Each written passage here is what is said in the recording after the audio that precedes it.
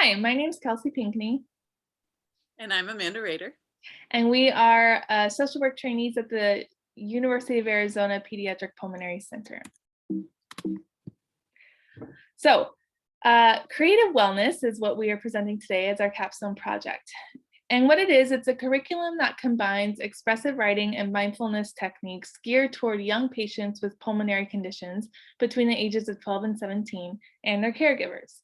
The goal of this curriculum is to help improve the mental and emotional well-being of the participants. We think of this model as working with both the internal world with the mindfulness tools and the external expression of that through expressive writing.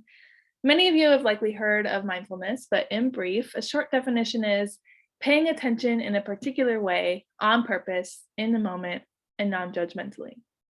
These practices have a long history, and more recently, neuroscientists have collaborated with practitioners and have shown how practicing mindfulness through simple but powerful daily practices increases the synapses and communication between the old brain and new brain.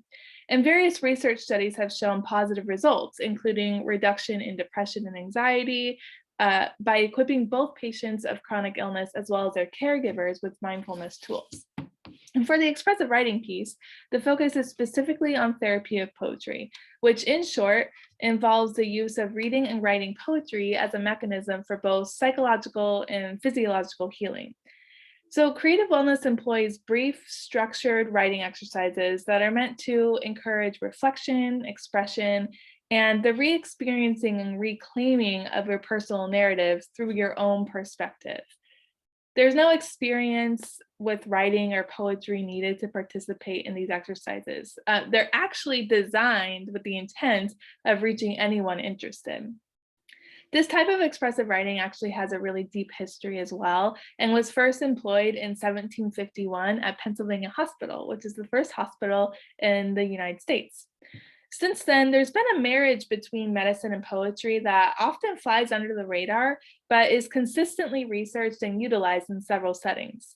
And studies have shown the use of therapeutic poetry effectively reduces symptoms of depression and anxiety and has been associated with cognitive restructuring and a deeper self-understanding. So creative wellness aims to provide patients and caregivers with space for reflection and expression, as well as effective coping skills to use in their daily lives. This is not formal therapy, but is meant as an augmentative and integrative treatment for those living with chronic conditions. So we think of creative wellness as a natural progression from the work of past PPC social work trainees. And we're really grateful to have had the chance to work together to build this project on the shoulders of the important and informative research those trainees completed during their time at the U of A PPC. When I started my traineeship at the PPC, I spent some time reading through these past capstone projects, as well as reading some research articles around the main challenges patients with pulmonary conditions face, as well as their caregivers. And what I found that was that mental health is a hugely important part of caring for people with pulmonary conditions. At the Tucson PPC, we work with a lot of children with cystic fibrosis or CF. So a lot of the research revolved around that population specifically. Patients with CF and their caregivers are 2 to 3 times more likely to experience psychological difficulties, such as depression and anxiety, than the general population. Also, if a caregiver has elevated depression or anxiety symptoms, their adolescent with CF is 2 to 3 times more likely to also have elevated symptoms. Some of the past capstone projects highlighted these mental health experiences, as well as a specific need for respite for caregivers, finding that exhaustion and emotional challenges were often reported by caregivers. We know these things are connected, and whether a caregiver struggles with depression and anxiety or not, there is an experience of stress and exhaustion that deserves attention from the PPC care team in order to fully serve the caregiver and their child. And there are also studies showing that the mental health of caregivers does not always improve following the improvement of their child's physical or medical condition. But we know that the mental health of caregivers directly impacts patients and their health outcomes. So treatment and help targeting mental and emotional well-being is an important and specific need. So we decided to focus our project on integrative healthcare. In the building of this project, we were also very aware that we now have families living through a global pandemic, which could add to the stress and isolation that patients and families may already be dealing with. Creative Wellness aimed to use the information from these past capstones as an opportunity to deliver a useful and meaningful service to patients and families. So how will we implement the Creative Wellness Project? As a first step, we were recently granted approval from the IRB board to move forward with this research. We have begun recruiting families during clinic visits and will be making individual phone calls to patients and caregivers to invite their participation. The online registration process incorporates a pre-survey to gauge participants' prior experience with mindfulness and expressive writing, as well as various questions about their well-being. Kelsey and I will hold virtual workshops on 3 separate evenings in mid-April, one for patients aged 12 to 17, another for English-speaking caregivers, and another for Spanish-speaking caregivers.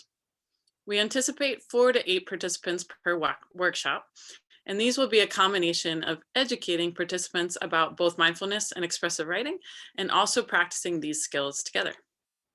Prior to these workshops, we will mail out what we've termed wellness kits to registered participants. For patients, this will include materials that correspond to various workshop and ongoing practice activities, including a small journal, a pen, a magnetic poetry box, simple snacks, paint swatches, and postcards. The caregivers will receive a similar kit, though theirs will include a book of poetry instead of the magnets. Each kit will also include a handwritten note from us, which we hope will set the tone for a personalized, unique, and caring experience. After the workshop, participants will fill out another survey, and a week later, Kelsey and I will follow up with a brief phone call to ask about their experience of and feedback regarding the workshop. Additionally, participants will all receive an ongoing practice packet, which is a 15-page, colorful, easy to read set of activities that participants can utilize to continue to practice what they learned. The packet utilizes the acronym BREATHE, which is adapted from the work of Dr. Patricia Broderick, and will guide patients and caregivers in concepts of body, reflections, emotions, attention, tenderness, habits, and empowerment. As previously mentioned, we'll be measuring the effectiveness of these workshops through pre and post surveys and a post-workshop phone call.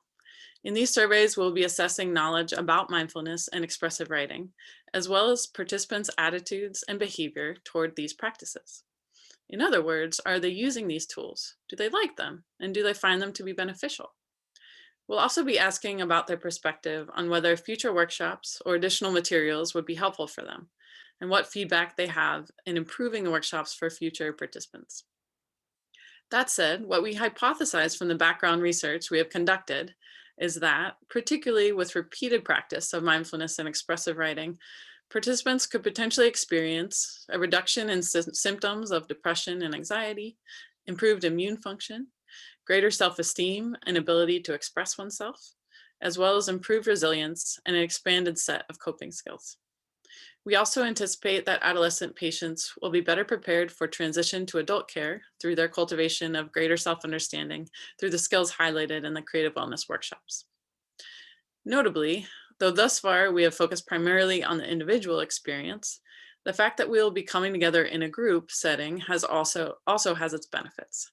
Hearing from others who are going through a similar set of experiences is helpful for a variety of reasons, whether it be listening to another person express what they've been feeling but haven't quite been able to put into words, or being able to express deeper feelings to a group of people that you know will understand in a way that others have not quite been able to. Of course, for this to happen, a safe and confidential space must be created, and this is something that Kelsey and I are committed to so that all participants have a meaningful experience. Though Kelsey and I conclude our social work traineeship in May, our hope is that this curriculum can be utilized for the greater well-being of patients and caregivers well into the future. Thank you very much.